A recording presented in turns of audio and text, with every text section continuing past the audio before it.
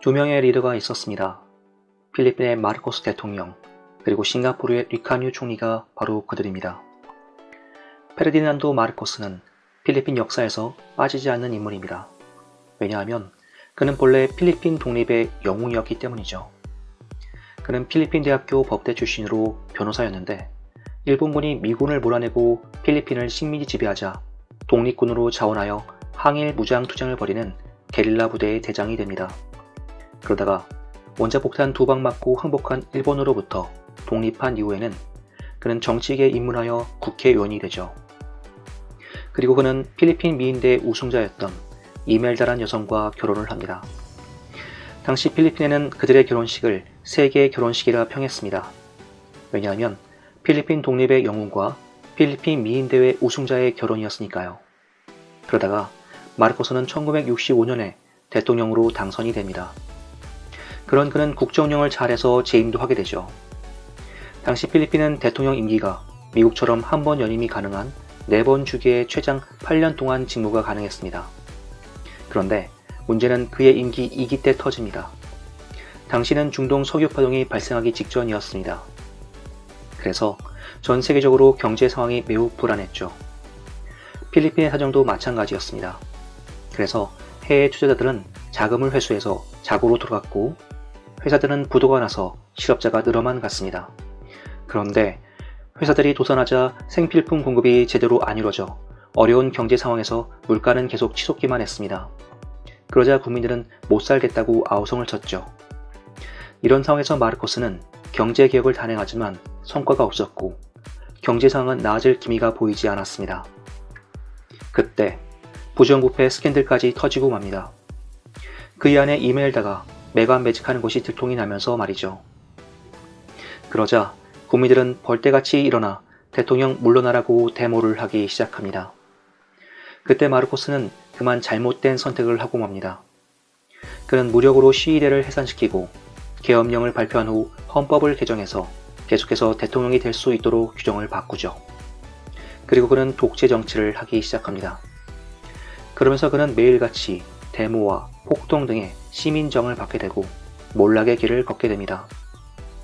결국 그는 1986년 미국 하와이로의 망명을 하게 이르렀죠.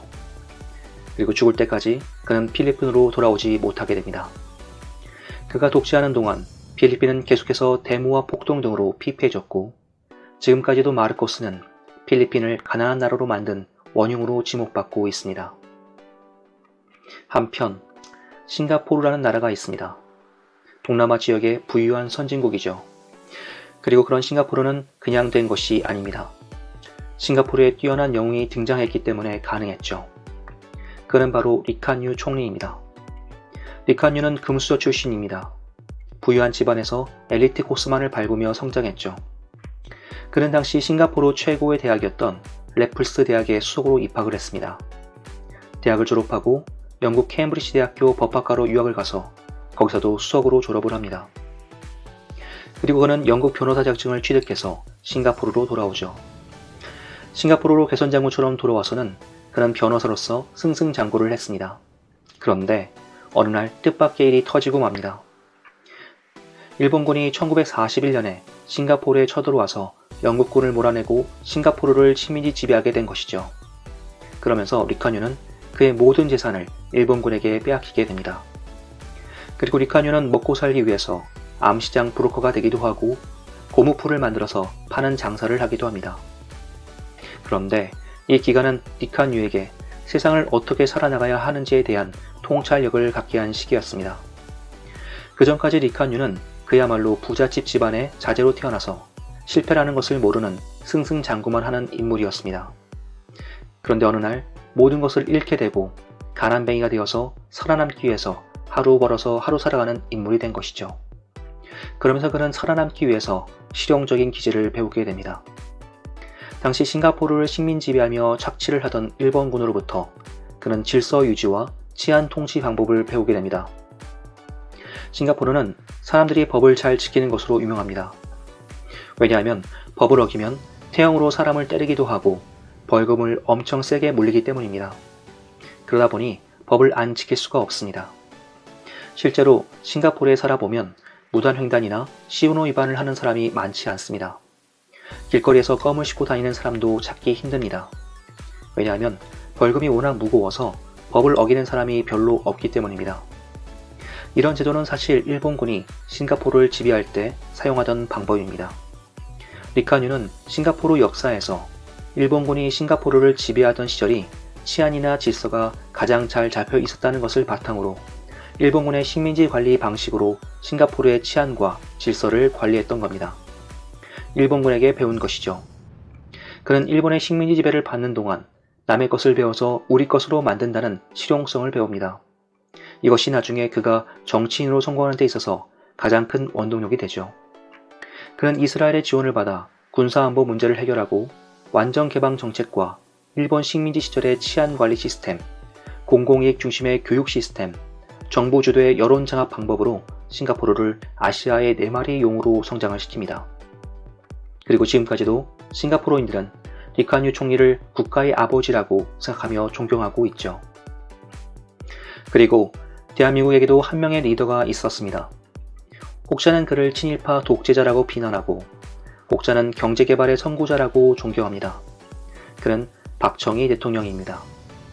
그는 분명 친일파 독재자였습니다. 일제 식민지 시대 때 그는 만주사관학교를 졸업하고 일본 군복을 입고 만주 지역에서 육군 소위로 복무한 사람입니다. 해방 이후 그는 쿠데타를 통해 정권을 잡았고 분명 독재 정치를 한 사람이기도 합니다. 그런데 아이러니하게도 그는 대한민국의 경제를 급속도로 성장시킨 리더이자 영웅이기도 합니다. 대한민국의 역대 대통령 중 박정희 대통령보다 더 경제 성장을 잘 시킨 사람은 없었기 때문이죠. 그런데 그는 친일파 독재자였기에 경제 성장을 잘 시킨 성공적인 대통령이 된 것일 수도 있습니다. 베트남 전쟁에서 미국이 패한 후 미국은 자유민주주의 남베트남을 버리고 사회공산주의 북베트남을 도와 중국의 베트남 정복을 막습니다. 또한 1960년대부터 70년대 미국은 일본이 소련과 손을 잡자 이재의 전략을 쓰기 위해 공산주의 국가였던 중국을 파트너로 삼고 협력하기 시작합니다. 이에 박정희 대통령은 고민에 빠지기 시작합니다. 한국의 동맹국인 미국은 국익에 따라서 언제든지 미국을 버릴 수도 있겠다고 그는 생각하게 된 것이죠.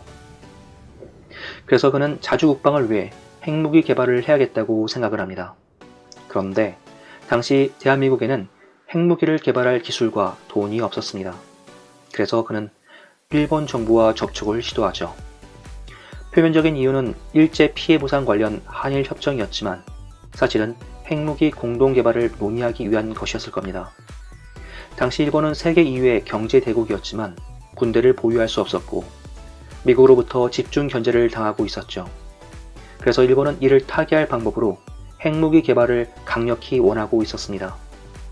그렇지만 미국이 삼엄한 감시로 인해 핵무기를 개발할 엄두를 못 내고 있었죠. 그러던 그때 박정희 대통령이 먼저 접촉을 시도한 겁니다. 박정희는 일본 정부에게 대한민국에게 자본과 기술을 지원해주면 대한민국에서 핵무기를 개발해 주겠다고 제안을 했을 겁니다. 그런 제안이 아니고서야 일본이 그렇게 많은 돈과 기술을 대한민국에 지원해 줄 리가 만무하기 때문이죠. 그리고 이런 협상이 가능했던 이유는 박정희 대통령이 다카키 마사오였기 때문입니다. 일본 만주사관학교 출신의 친일파, 그렇기 때문에 일본은 그를 신뢰하고 그의 제안을 받아들인 것입니다. 당시 일본의 주요 요직은 박정희의 육군사관학교 선후배와 만주 인맥들이 포진을 하고 있었습니다. 그리고 박정희는 유창한 일본어 솜씨로 형님 형님하며 자신도 같은 편이라고 하며 그들을 부술렸을 것입니다. 그렇게 박정희는 핵무기 공동개발이라는 명목으로 일본으로부터 많은 돈과 기술을 얻어냈던 것이죠. 그리고 일본으로부터 온 자금과 기술은 대한민국 경제성장의 초석이 됩니다. 박정희는 빠른 경제성장을 이뤄내 쾌재를 불렀을 것이고 일본 정부 관계자들은 미국 몰래 대한민국에서 핵무기 개발을 착착 잘 진행되고 있다고 판단해 쾌재를 불렀을 것입니다. 심지어 일본 정부 관계자들은 나고야에서 개최될 예정이었던 1988년 올림픽 개최지를 서울에서 개최하도록 양보하기까지 합니다. 대한민국의 브랜드 가치가 높아지면 그만큼 한국 제품이 세계 시장에서 잘 팔리게 될 것이고 그러면 일본이 대한민국에게 핵무기 개발을 위해 투자할 자금도 크게 줄일 수 있을 것이라 계산했던 것이죠. 그런데 희망회로는 거기까지였습니다. 어느 나라든 핵무기를 개발한 나라의 지도자는 암살을 당하거나 의문의 죽음을 당하곤 합니다. 이것은 불문율입니다. 박정희도 예일 수는 없었죠. 표면적으로는 독재 정치 때문에 중앙정보부 김재규 부장에 의해 살해당한 것으로 보이지만 사실 그는 핵무기 개발 때문에 제거된 것으로 추정됩니다. 그렇지만 대한민국의 핵무기 개발은 그때 멈추지 않고 전두환 대통령 때까지 계속 이어집니다. 그리고 일본 정부의 핵무기 공동개발 지원도 계속 이어지죠. 왜냐하면 전두환 대통령은 박정희 대통령의 신복이었고 핵개발 프로젝트의 진행 과정을 모두 알고 있었기 때문입니다. 그러다가 전두환 대통령은 1983년 10월 9일 미얀마 방문 때 아웅산 테러 사건 이후 핵무기 개발을 완전히 포기합니다. 왜냐하면 당시 전두환 대통령은 자동차가 펑크가 나면서 행사 장소에 늦게 도착해 운 좋게 살아남았지만 핵무기 개발에 깊숙이 관여하던 각 부처의 인사들은 대부분 그때 폭탄 테러 사건으로 인해 죽거나 중성을 입었기 때문이죠. 전두환 대통령은 자신도 박정희 대통령처럼 제거될 수도 있겠구나라고 생각했을 겁니다. 그렇게 일본의 핵무기 개발 아웃소싱 계획은 실패로 돌아가게 됩니다. 결과적으로 일본은 핵무기 개발은 실패하고 대한민국에게 막대한 돈과 기술만 지원해준 꼴이 되었던 것이죠. 그리고 지금 대한민국은 자신에게 기술을 전수해준 제주강국 일본을 기술로 무너뜨리고 있습니다. 세상은 그런 겁니다. 필리핀 독립의 영웅이 필리핀을 가난한 나라로 만든 원흉이 되기도 하고 일본의 식민지 지배로 하루아침에 거지가 됐다가 일본 식민지 시절의 치안 관리 시스템으로 싱가포르의 국부가 되기도 하고 일본을 미워하고 친일파를 욕을 하지만 일본과 친일파 덕분에 잘 살게 되기도 하는 것입니다. 세상은 원래 그런 겁니다. 탄소는 죄가 없듯 세상은 원래 그런 겁니다. 이상 작가 존토하였습니다.